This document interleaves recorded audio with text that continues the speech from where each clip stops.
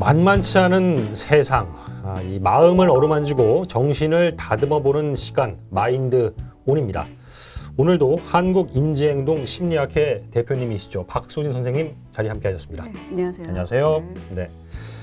자, 대표님 오늘은 어떤 영화와 함께 심리학 이야기 전해주실 건가요?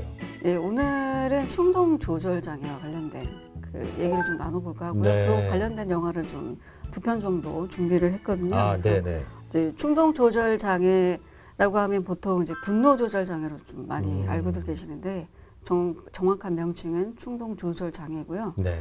이 충동 조절 장애는 이제 충동을 제대로 이제 조절하거나 아니면 통제하지 못해서 발생되는 그런 이제 장애와 관련된 거다라고 네네. 이제 이해하시면 될 것 같아요. 그래서 이게 이제 제대로 충동을 조절하지 못했을 경우에 네. 여러 가지 이제 문제가 생기겠죠. 그렇죠, 범죄하고도 그렇죠. 이제 예. 이어질 수도 있고. 그래서 이제 이런 이야기에 대해서 오늘 좀 얘기를 나눠보면 좋을 것 같습니다. 아, 좋습니다. 이 울분이라든가 증오가 쌓이면 순간적으로도 그 심리적 압박이 커지긴 할 텐데 이 충동 조절이 안 되는 상황, 이 충동 조절 장애 정확히 어떤 질환인가요? 잠깐 아까도 말씀드렸던 것처럼 우리가 이제 충동이라든가 이런 것들은 이제 이렇게 일반인들도 보통 이제 욕구나 충동 같은 것들을 느끼잖아요. 그렇죠. 네, 충동 같은 거는 이제 기본적으로 우리가 이제 어떤 행동을 하고 싶다 이런 이제 욕구가 일어나는 것을 이제 심리적으로 자극하는 그런 자각하는 어떤 그런 현상이라고 볼 수가 있는데 예. 보통 대부분 사람들은 이런 것들을 아주 효과적으로 잘 통제를 하고 있죠. 어떤 면에서 보면 이런 충동을 제대로 통제하거나 조절하는 데 이제 실패함으로 인해서 이제 여러 가지 문제들을 일으키는 것이다라고 예. 이해하시면 좋을 것 같아요.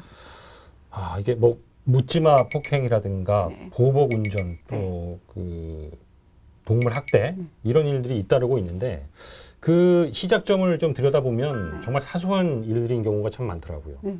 그 경찰청 자료에 따르면은 범죄에 적지 않은 사례가 이 우발적으로 홧김에 벌인 일이었다 이렇게 조사된 경우가 많던데 이게 충동 조절 장애와 이런 범죄들이 어쨌든 연관돼 있는 거죠. 충동 조절 장애가 무조건 이제 범죄하고 연결되어 있다고 말씀드리긴 좀 어렵죠. 근데 이제 그럴 가능성을 배제할 수가 없어요. 그러니까 뭐 아까 말씀드린 것처럼 우리가 통상적으로 봤을 때 저 정도까지 화를 내거나 뭐 폭력적인 행위를 할 정도는 아닌 것 같은데 뭐 예를 들면 몇 년 전에 되게 저도 이제 뉴스를 통해서 봤는데 예. 뭐 어떤 이제 무슨 구에서 주차 시비가 이제 일어나서 30대 남성이 50대 남성을 이제 폭행하는 사건이 있었거든요. 근데 폭행 시비가 이제 일어난다고 하더라도 어느 시점이 되면 좀 진정이 돼야 되는데 이 경우에는 사람이 쓰러져서 정신을 못 차릴 때까지 폭행을 야구방망이로 이제 폭행을 하는 바람에 상대방한테 아주 치명적인 이제 손상을 일으키게 됐고 결국 아마 제가 알기로는 그래서 이제 구속이 된 걸로 알고 있거든요. 근데 이런 식으로 통상적인 범위를 이제 넘어섰다라고 할 수가 있는 거죠, 이런 거는. 이 충동 조절 장애도 이게 몇 가지 분류가 있는 거죠. 그렇죠. 네. 충동 조절 장애는 이제 분노 조절 장애라고 이제 분리할 수 있는 간헐적 폭발성 장애라는 게 있어요. 그리고 병적 방화, 병적 도벽, 반항성 장애, 품행 장애, 그리고 반사회성 성격 장애도 여기에 포함이 됩니다. 근데 이제 반사회성 성격 장애는 다음 기회에 이제 다룰 거니까 이건 넘어가고요. 그래서 이런 것들이 이제 충동 조절 장애에 포함이 됩니다. 그 왜 긴장이 되면 긴장을 좀 덜기 위해서 이 몸에 난 털을 막 뽑는 그런 장애도 있다고 그것도 여기에 예전에 포함이 됐었죠. 예전에 포함이 있는데 발모광. 네, 발모광. 지금은 그렇죠. 지금은 강박장애. 강박장애 그렇죠. 쪽으로. 강박장애에서 이제 다루고 있고요. 이거는 이제 충동의 문제라기보다는 강박의 문제로 보고 있는 거죠. 그렇군요. 좀 영화 참 얘기 한번 좀 들어볼게요. 이 충동 조절 장애에 대해서 다룬 영화. 자, 영화 앵그리스트 맨이군요. 앵그리스트 맨. 그 제목에서 벌써 딱 들어보시면 어떤 느낌인지 벌써 와닿으실 것 같은데 굉장히 사소한 일인데 분노를 참지 못하고 계속해서 막 화를 내고 짜증을 내고 이제 이런 그런 모습을 보여주는 주인공이 이제 나오는데요. 이게 이제 로빈 윌리엄스의 유작이기도 하죠. 이 영화 찍고 나서 얼마 후에 비극적으로 생을 좀 마감한 영화이기 때문에 저도 이제 이 영화를 좀 유심히 봤는데요. 영화에 나오는 주인공이 이제 보여주는 행동이 충동 조절 장애, 특히 이제 그 간헐적 폭발성 장애하고 좀 많이 이제 유사한 점이 있어서 소개를 좀 드리려고 합니다.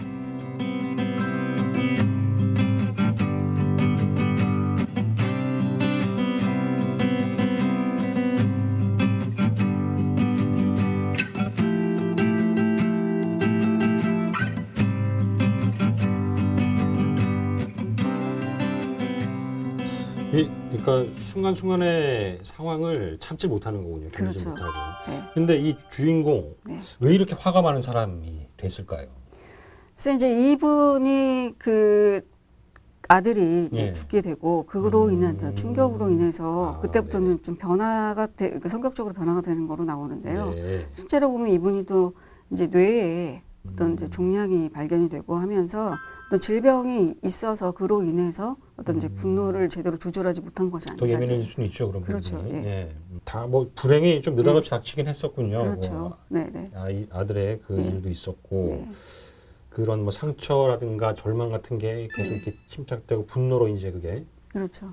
좌절감 표출이 될 이런 수도 것들이. 있고. 예. 근데 어느 정도 좀 납득할 만한 그런 사유다라는 네네. 생각이 들긴 하는데 네네. 일반적으로 이 영화 네. 속 얘기 말고 일반적으로 이런 장애는 음. 어떤 이유에서 좀 기인을 하나요? 그 충동 조절 장애에 대해서 원인이 아주 명확하게 밝혀지지는 않은 것 같아요. 그렇군요. 네, 보통 굉장히 유전적인 거, 생물학적인 거, 유전적? 네, 유전적인 것도 있고 생물학적인 부분, 그다음에 환경적 요인 뭐 다 이제 고려를 해봐야 되는데요. 네네. 그 중에서도 이제 뇌하고 관련돼서 전두엽이나 이제 변연계는 이쪽에 있어서의 문제가 있지 않나 이제 이렇게 보기도 하거든요. 근데 변연계는 감정을 주로 이제 그 감정과 관련된 그 뇌의 영역이고요. 네. 전두엽은 그 감정을 관리하고 통제하는 그런 역할을 하거든요. 네. 두 그 영역들이 제대로 역할을 제대로 못하거나 아니면 신경 전달 물질이 제대로 그 전달이 좀 잘 안 되거나 이런 문제가 생겼을 경우에 예, 예. 충동 조절 장애가 이제 생기는 것이 아닌가 이렇게 설명을 하기도 해요. 전두엽 기능이 좀 네. 떨어지면 그렇죠. 그럴 수 있다. 그렇죠. 아니 왜 이것도 노화의 한 부분인가요? 아니면 왜 떨어진 걸까요? 기능은? 여러 가지 이유가 있을 수 있어요. 전두엽은요, 우리 뇌 중에서 가장 늦게까지 그 발달이 되는 부위거든요. 그 성인 초기까지도 그 남자들 같은 경우는 좀 더 늦게 20대 뭐 초반 까지도 그렇군요. 전두엽이 발달이 되기 때문에 예. 그 시기에 제대로 교육을 받지 못하거나 조절하는 능력을 키우지 못하게 된다면 계속 성인이 돼서도 그럴 수 있고요. 그 다음에 이제 아니면은 이제 뭐 뇌출혈 같은 거, 뭐 뇌경색이라든지 이런 문제로 인해서 뇌의 어떤 전두엽 부분에 있어 손상이 오거나 치매 같은 경우도 전두엽 부분에 있어서 문제가 생기기 때문에 치매 환자분들이 갑자기 성격이 그 예전에 그러지 않은 성격이 바뀌었다 이런 얘기 하시는 분들도 많은데 그것이 이제 전두엽 기능하고 관련이 돼 있기 때문에 그런 겁니다. 이런 뭐 뇌의 그 상태에 네. 대한 부분도 네. 있고 그리고 더불어서 이제 네. 환경적인 요인 앞서 잠깐 말씀해 주셨는데 그런 성장 과정에서의 그렇죠. 그런 이야기도 이어지는 거죠. 예, 예. 예. 학대를 당했다거나 아니면 방임이 됐거나 아니면 부모가 굉장히 뭐 일관되지 않은 양육을 했을 경우 이런 경우에도 당연히 이제 그런 불안감이 생기게 되고 그렇기 때문에 문제가 발생이 될 수 있고요. 네. 전에도 말씀드렸던 것처럼 그 과잉보호도 그 학대만큼 좋지 않은 영향을 주거든요. 그래서 그런 문제들이 조금 더 예전보다는 좀 심각해지지 않았나 그렇게 볼 수도 있죠. 자, 이 영화 속에서 헨리 네. 충돌 조절 장애 중에서도 이 간헐적 폭발성 장애에 네, 네. 속한 걸로 네, 네. 보인다. 네. 이 간헐적 폭발성, 요거는 이제 뭐 이렇게 계속 지속적으로 폭발성이 이어지는 게 아니라 그렇죠. 간헐적으로 이런 장애가 간헐적으로 나타난다. 갑자기 이제 표출이? 나타나는 거죠. 네. 그래서 이게 이제 언어적 공격성으로 나타날 수도 있고요. 예. 아니면 신체적 공격성이 나타날 수도 있어요. 예, 그거는 진짜. 예. 그래서 이제 이것이 뭐 3개월 동안 평균적으로 주 2회 이상 나타난다든지 아니면 재산 피해라든지 동물이라든지 이런 이제 대상한테 공격적인 행동을 한다든지 이런 것들이 1년 이내에 뭐 3회 이상 나타나든지 이런 이제 진단 기준에 이제 부합이 된다면 네. 간헐적 이제 폭발성 장애라고 하는 수 있는데 사실 이게 이제 전구 증상이 없어요. 그러니까 왜 그 전에 그렇죠 갑자기 나타나니까 당황스러운 거죠. 당황스럽죠. 그렇죠. 그런데 이제 이런 분들이 반복적으로 이런 행위를 할 수 있기 때문에 결국에는 법적으로 문제가 되는 어떤 상황까지도 갈 수 있다라는 거죠. 네. 네. 뭐 물론 뭐 분노라든가 뭐 분노까지는 아니어도 화 같은 건 일상에서 그럼요. 누구든지 낼 수 있는 거고 네. 또 한데 그게 어느 정도 선을 훨씬 넘겨버리면 네. 이거를 단순한 감정 표현으로 보기에는 좀 무리가 있을 수밖에 그렇죠. 없죠. 네. 이 분노나 화는 음. 기본적으로 에너지라고 보시면 돼요. 그래서 이 공격적인 에너지, 원초적인 공격성, 뭐 이런 분노 이런 것들은 원초적인 거는 그냥 건강한 네. 것이라고 보시면 돼요. 아. 그게 없는 게 이상하죠. 아, 네네. 네, 왜냐하면 우리가 생존하기 위해서 분노라든지 이런 것들이 있어야지만 적절히 대응을 하고 또 싸워야 될 때 또 싸워야 되고 하기 맞습니다, 때문에 맞습니다. 그거는 좋은 거지. 그건 당연히 필요한 거지만 음. 아까 말씀드렸던 것처럼 과도한 게 문제가 되는 거죠. 그리고 제대로 통제가 되지 않은 상태에서 그러니까 인지적인 어떤 관여, 네. 인지적인 관여 없이 그냥 발산되는 거. 아.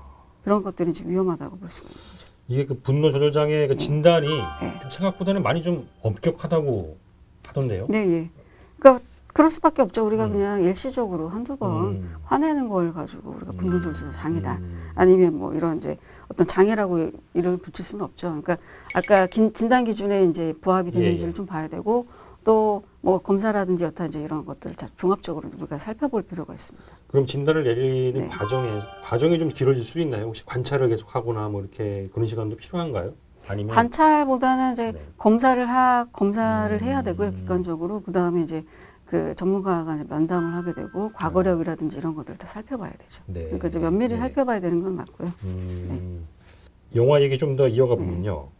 이제 헨리에게 시간이 얼마 남지 않았다. 시한부 네, 선고를 했다. 네. 까지 이제 말씀을 해주셨는데 그 남은 시간이 얼마 남지 않은 상황인데 네. 헨리는 과연 그 시간 안에 그런 감정이라든가 그런 부분을 아우르게 되나요? 어떻게 됩니까? 진행이. 아까 잠깐 말씀을 드렸는데 네. 극적인 변화를 일으켜요. 한번 생각을 해보세요. 누군가가 네. 기자님한테 90분밖에 시간이 없다 인생에. 네. 한번 생각해 보세요. 절망스러울 것 네. 같은데. 네. 근데 저는 이제 강의하면서도 이 질문을 많이 하거든요. 한번 생각해 볼 만한 거다. 우리가 어떤 상황에 처해질지 모르는 거잖아요. 그렇죠. 그럴 때 우리가 무엇을 할지에 대한 걸 한 번 정도 생각해 보는 것도 굉장히 전체적인 인생을 돌아보고 앞으로 어떻게 살아야 되는 것도 있는데 처음에는 되게 이제 가볍게 받아들여요. 그러니까 뭐 농담처럼 헤이 그럴 리가 없어. 뭐 돌팔이가 그냥 하는 말일 거야라고 했는데 계속 이제 그 말이 떠나지는 않는 거죠. 아, 네. 그러면서 곰곰이 생각을 해요. 그러면서 얻은 결론이 가족을 만나야 되겠다. 가족들이랑 화해를 해야 되겠다. 그러면서 가족들을 찾아가게 되고 화해를 하는 시도를 하게 되거든요. 처음부터 이제 이게 원활하게 되지는 않는데 몇 번의 이제 시도를 계속 하게 되고 그러면서 결국 이제 가족들도 이제 마음을 열게 되고요. 당신에게 남은 생이 90분밖에 없다. 이런 이제 그 메시지가 주는 게 굉장히 컸던 것 같아요. 네, 그게. 그래서 시간이 길게 뭐 1년이 남았다, 뭐 2년이 남았다 이러면 네네. 생각이 복잡해질 텐데 짧은 시간 동안 이 시간을 허비하면 안 된다고 생각을 하니까 굉장히 열심히 노력을 하게 되고 그래서 이제 마지막에 가족들이랑 화해하면서 끝나게 되죠. 그렇군요. 네. 우리 생에 단 90분이 남았다면 당신은 무엇을 하겠습니까? 네. 이런 거. 이 영화가 마지막에 말씀하신 것도 그렇죠. 되새겨 볼 만하네요. 정말. 네, 남겨준 메시지가 상당히 있는 것 같아요. 자, 영화 하나 더 볼게요. 네, 네. 자, 이번 영화 역시 이제 충돌 조정 장애와 관련된 영화죠. 그렇죠. 네. 아까 말씀드렸던 것처럼 충동 조절 장애에 병적 도벽, 병적 방화 이것도 포함이 된다고 예. 말씀드렸는데 이건 이제 그 방화랑 관련된 거예요. 그래서 이제 유명한 영화죠. 이게 되게 오래된 영화인데 91년도에 만들어진 영화 그 분노의 역류. 아, 분노의 영화. 네. 네. 그 원제는 이제 백드래프트 역기로 이렇게 해서 그 역류하는 거. 예. 예. 그런데 이제 거기에 이제 그 번역은 이제 분노의 역류라고 했는데요. 네, 네. 이게 이제 그 소방관들 이야기를 다뤄보거든요. 여기서 이제 나오는 방어범들, 방어범들이 있고 그 방어범들 중에 한 명이 이제 그 병적 방화로 추정이 됩니다.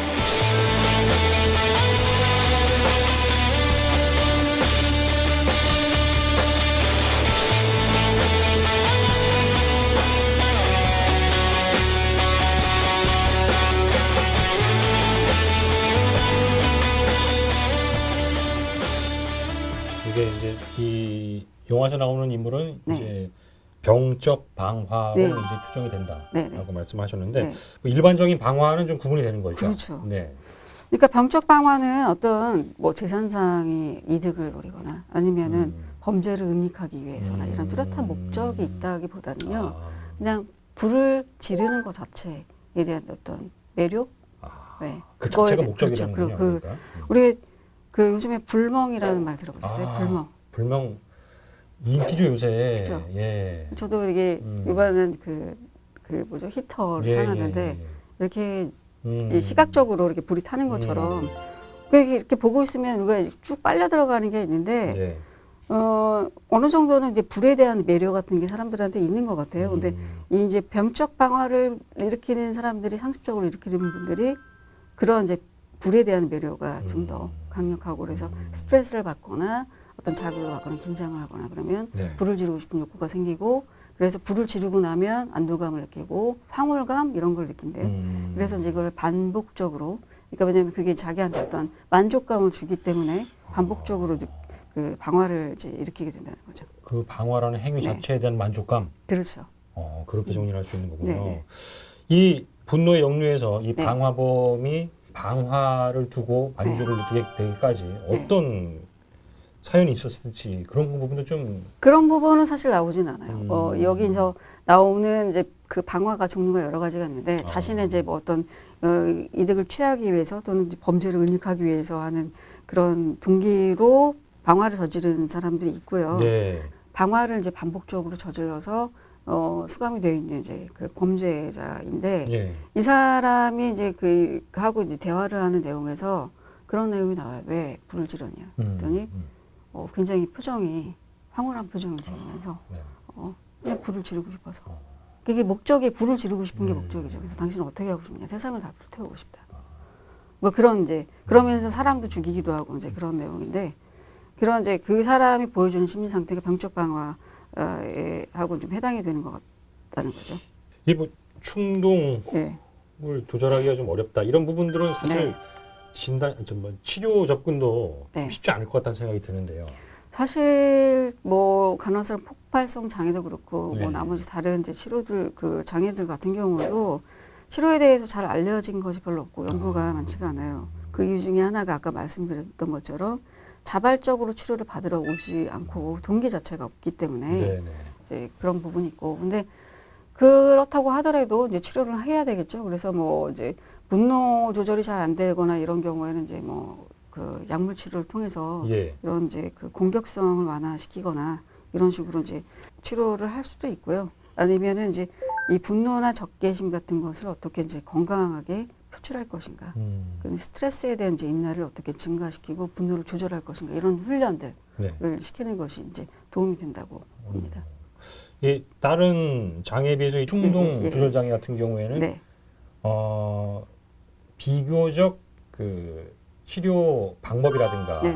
치료 시스템이 좀 덜 갖춰져 있는 거로 치료 시스템이라기보다는 예. 그 이제 사례들이 많지가 않다는 거죠. 왜냐하면 치료를 받으러 오는 사람이 연구가 그렇죠. 좀 덜 돼 있다거나 뭐 네, 그런 부분도 왜냐하면 이제 사례가 많지가 않기 때문에 연구가 그리고 뭔가 이걸 개선하고 싶다는 욕구가 있어야 되거든요. 자기 본인의 동기가 가장 중요한데 예. 그것이 없기 때문에 치료를 받는다고 하더라도 효과가 이제 반감될 수밖에 없는 거죠. 그렇군요. 네. 주변에서의 그런 그 신경 써 주시는 게 좀 필요할 것 같다는 생각이 네, 드는데요. 네, 네. 같이 이런 부분을 좀 이끌어 주셔야 되겠군요. 주변 분들이. 그렇죠. 네. 그리고 이제 분노 조절 관련해서 이제 치료법들이 좀 이렇게 그 도움이 될 수가 있다고 이제 생각이 되는데요. 예. 분노 조절 기법 중에 이제 호흡법이라든지 예. 아니면 근육 이완법이라든지 이런 것들이 있어요. 그래서 예. 호흡을 조절하거나 아니면 근육 이완법 같은 경우는 머리에서 발끝까지 몸을 힘을 줬다가 풀었다가 하는 것들을 계속 반복을 하거든요. 지금 그래서 말씀해 주시는 거는 일반적으로 좀 욱하는 감정을 그렇죠. 좀 다스릴 때 좀 도움이 되는 방법이 그렇죠. 예. 네, 어떻게 보면 이제 행동요법이기도 한데 예. 근육이 긴장이 되어 있는 상황이면 작은 자극에도 굉장히 쉽게 우리가 이제 그 스트레스를 받게 되고 예. 그러게 되면 감정적으로 폭발을 할 수가 있기 때문에 이완을 시켜주는 것이 굉장히 중요합니다. 그래서 분노를 어떻게 이제 적절하게 표출을 할 것인가 이런 것들을 이제 훈련하는 거가 아주 도움이 되고요. 그리고 자기 지식 기법이라는 것이 또 따로 있어요. 자기 지식. 예. 예. 자기한테 스스로 지시를 하는 거죠. 뭐 예를 들면 뭐 서두르지 말자, 네네.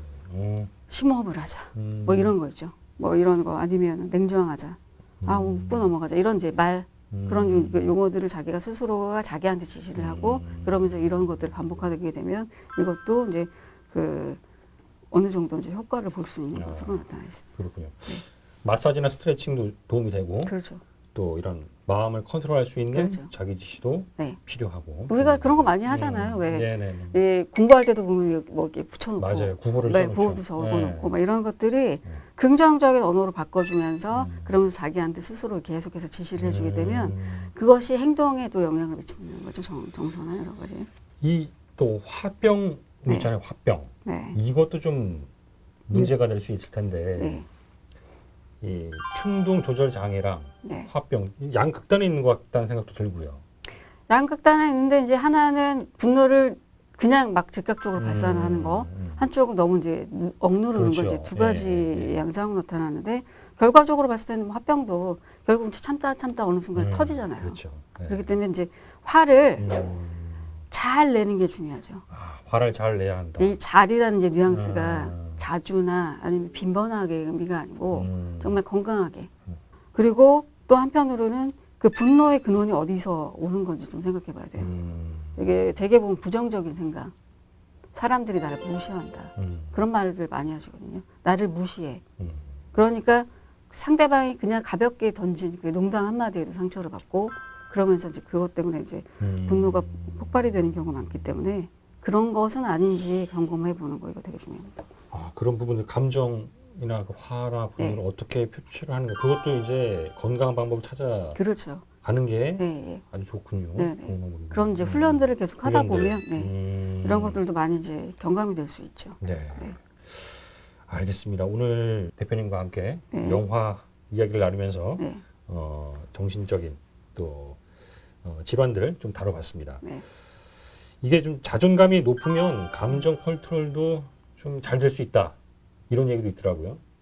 좀 뭐 연결이 돼 연결이 있다고 볼 되는 수가 있죠. 거죠. 자존감이 높다는 것 자체가 예. 자신에 대해서 좀 긍정적인 생각을 한다는 거라고 볼 수도 있기 때문에 자존감이 높거나 아니면은 자기가 이제 기본적으로 그 어떤 객관적이고 합리적인 생각을 갖고 계시는 분들은 부정적인 것이 오더라도 그것을 다시 객관적으로 볼 수 있는 예. 전환할 수 있는 능력이 있다고 볼 수가 있는 거죠.